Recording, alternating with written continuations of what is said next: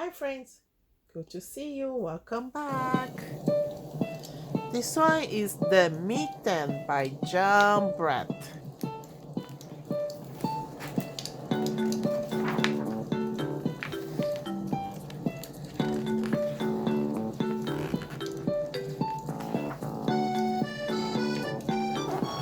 Once there was a boy named Nicky who wanted his new mittens made from wool as white as snow. At first, his grandmother, Baba, did not want to knit white mittens. If you drop one in the snow, she warned, you will never find it.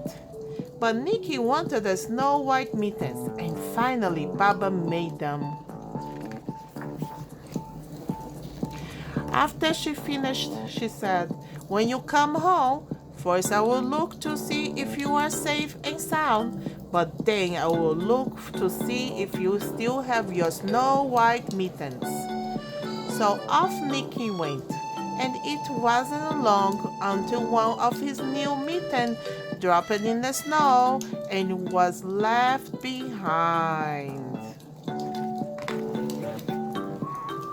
A mole, tired from tunneling along, discovered the mitten and burrowed inside. It was cozy and warm and just the right size, so he decided to stay. A snowshoe rabbit came hopping by. He stopped for a moment to admire his winter coat.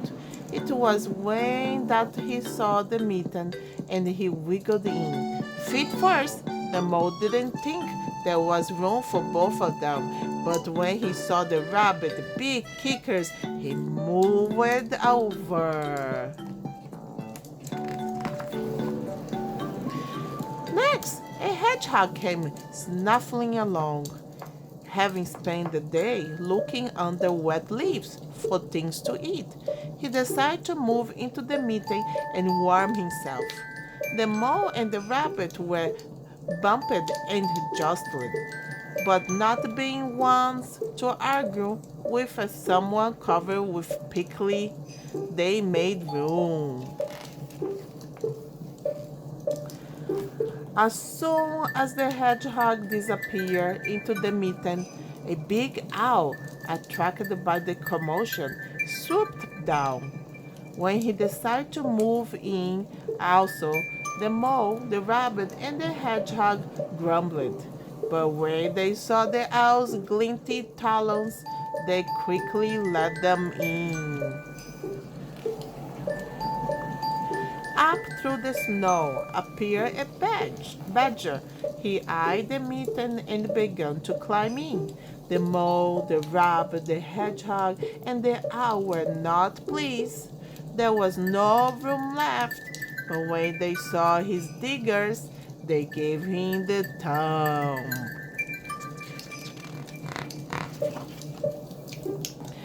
It started snowing, but the animals were snug in the mitten. A waft of warm steam rose in the air, and a fox trotting by stopped to investigate.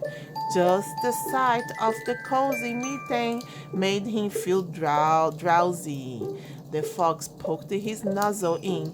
When the mole, the rabbit, the hedgehog, the owl, and the badger saw his shiny teeth, they gave the fox lots of room. A great bear lumbered by. He spied the mitten all plumped up. Not being one of the left out in the cold, he began to nose his way in.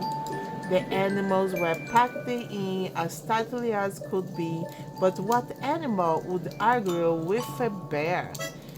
The mitten swelled and stretched, it was pulled and bulged, too many times its size, but Baba's good knitting held fast.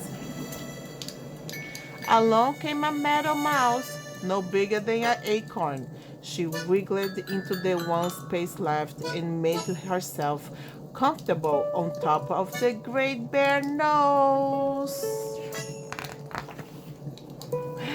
The bear, tickled by the mouse whiskers, gave an enormous sneeze. Achoo! The force of the sneeze shot the mitten up into the sky and scattered the animals in all directions. On his way home, Nicky saw a white shape in the distance. It was the lost mitten, silhouetted against the blue sky. As he ran to catch his snow-white mitten, he saw Baba's face in the window. First she looked to see if he was safe and sound, and then she saw that he still had his new mittens.